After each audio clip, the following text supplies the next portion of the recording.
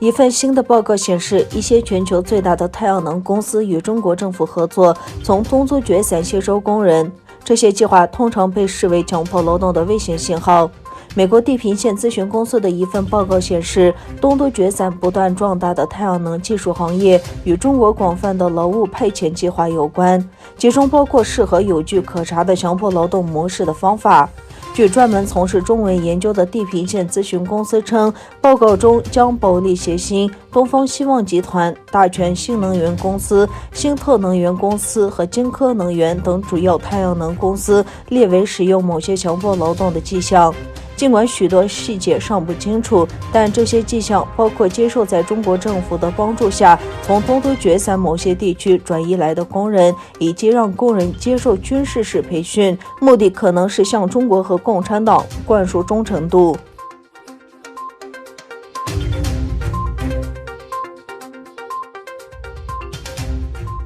中国驻美大使馆近日在推特发文称，北京当局对东突厥散的政策令当地维吾尔族及其他穆斯林少数民族妇女思想获得解放，性别平等皆有所改进。该说法引来不少网民反对，要求推特将该贴文删除。贴文周六已被推特删除。中国驻美大使馆周五引述内地官媒文章，题为“扑灭极端主义已经让新疆妇女得到更多的自主”，指有研究显示，当地的妇女不再是生育机器，变得更有自信和独立自主。有网民表示，他们变相是承认对维吾尔妇女进行绝育，又指敌当局在说谎。推特发言人周六表示，经进一步审查，认为贴文内容属于非人性化，违反规则，于是采取行动删除贴文。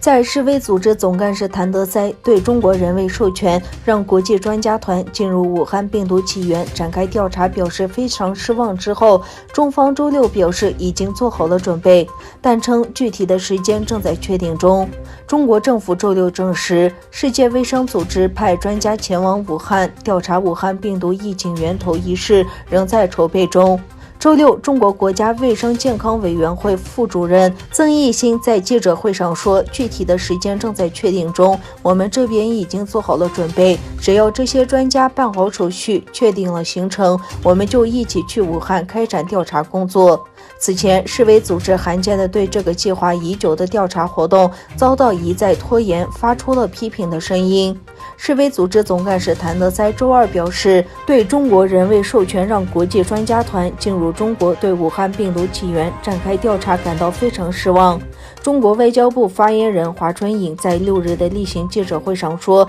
可能存在一些误解，没有必要过度解读。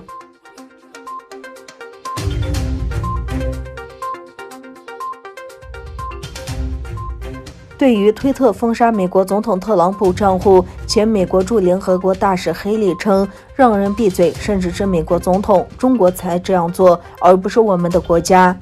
美国总统特朗普因为在社交媒体上发表针对国会大厦冲突的争议性言论，遭到脸书、推特等平台禁言。前美国驻联合国大使黑利发推文称，让人闭嘴，甚至是美国总统，中国才这样做，而不是我们的国家。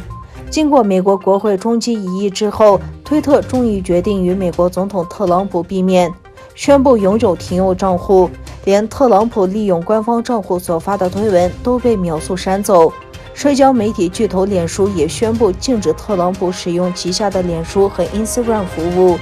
民主、共和两党分别都有议员指责特朗普煽动这场骚乱，民主党更是在草拟弹劾特朗普的法案。